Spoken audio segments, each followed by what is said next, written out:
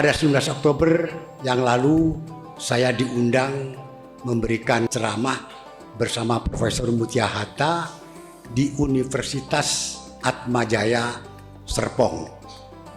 Panitia yang menyambut kami memakai kaos nasionalis radikal.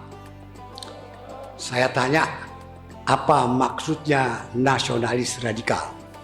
Maksudnya adalah nasionalisme yang sungguh-sungguh. Artinya dalam istilah itu kata radikal mengandung pengertian positif.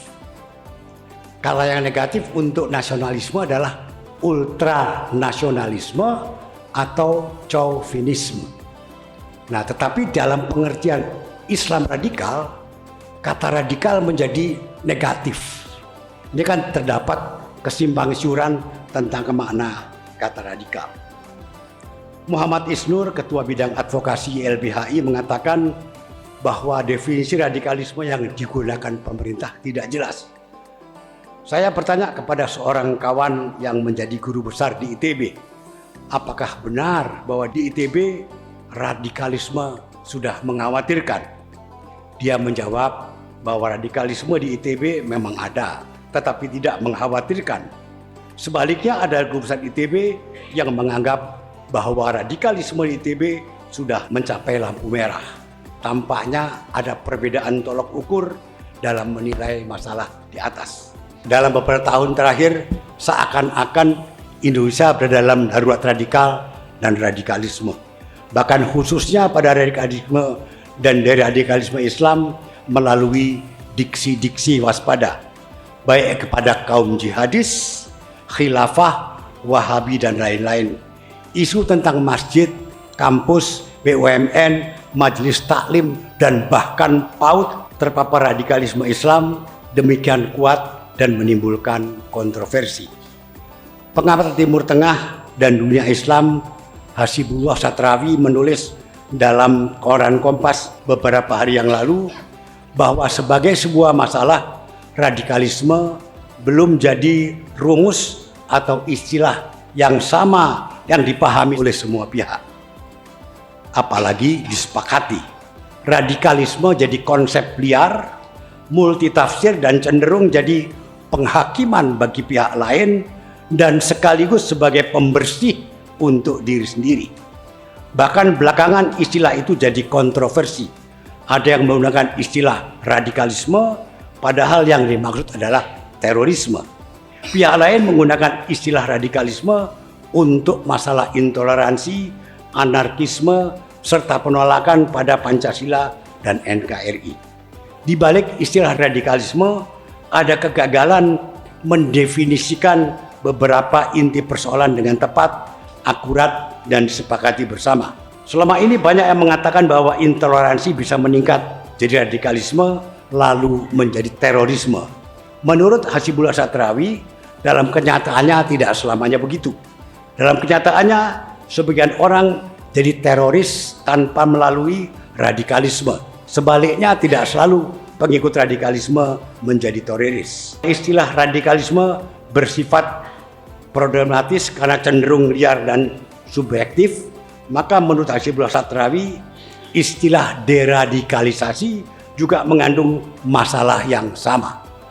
Menurut Undang-Undang tentang Pemberantasan Tindak Pidana Terorisme, objek dari radikalisasi adalah mereka yang sudah terpapar terorisme. Untuk upaya deradikalisasi terhadap warga yang belum terpapar terorisme tidak disebut dengan istilah deradikalisasi, tetapi kontraradikalisasi. Profesor Haidar Nasir mengatakan bahwa di dalam pembukaan Undang-Undang 45 tergandung Pancasila, agama, dan kebudayaan luhur bangsa Indonesia yang berwatak moderat. Jalan moderasi dipilih sebagai alternatif deradikalisasi menghadapi segala bentuk radikalisme secara moderat. Sebab jika menghadapi radikalisme dengan deradikalisasi, itu sama saja memilih jalan radikal. Profesor Haidar mengajak kita tidak lagi menggunakan istilah deradikalisasi dan diganti dengan moderasi. Sebelumnya Presiden Jokowi juga mengusulkan untuk mengganti istilah radikalis dengan manipulator agama. Tampaknya usulan itu kurang mendapat tanggapan. Kita berharap bahwa seminar hari ini akan bisa memberi sumbangsih pemikiran untuk menyelesaikan pendapat tentang istilah dan pengertian radikalisme. Karena ada yang menganggap bahwa intoleransi bisa menjadi awal dari radikalisme, maka kami membuat survei sederhana tentang intoleransi di dalam kalangan 4 pesantren besar di Jombang, pesantren Denanyar, pesantren Rejoso, pesantren Tambak Beras, dan pesantren Tebu Ireng. Selain itu juga dilakukan terhadap pesantren Al-Izzah sebagai pesantren yang berbeda dengan kebanyakan pesantren di Jombang. Sekitar 3.000 ustadz, guru, santri, mahasiswa, dan dosen menjadi responden survei itu. Ada sejumlah temuan menarik sebagai hasil survei itu. Pertama, mendirikan tempat ibadah non-muslim di lingkungan mayoritas muslim dianggap wajar oleh lebih dari 80% responden. Responden di Al-Izzah hanya 62% yang menganggap wajar. Yang kedua, ideologi Pancasila adalah final bagi NKRI, diterima oleh 91,6% responden. Di Al-Izzah 67% yang mempunyai pendapat yang sama. 35,8% responden menganggap bahwa khilafah Islamiyah adalah harapan bagi masa depan Indonesia. 89,8% responden di Al-Izzah punya pendapat yang sama. Di sini terlihat ada keadaan yang tidak konsisten ya, antara pendukung, kalau setuju Pancasila mestinya tidak mendukung khilafah, tapi ini sama-sama banyaknya. 67,2% responden menganggap bahwa memasuki tempat ibadah agama lain tidak perlu kita permasalahkan. Hanya 27,3% responden di Al-Izzah punya pendapat yang sama.